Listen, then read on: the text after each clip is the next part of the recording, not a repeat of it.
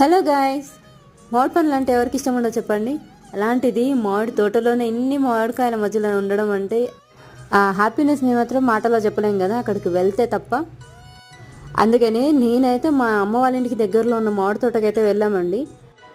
Evening అయితే ఎండ ఉండదని చెప్పి 6 తర్వాత వెళ్ళాము.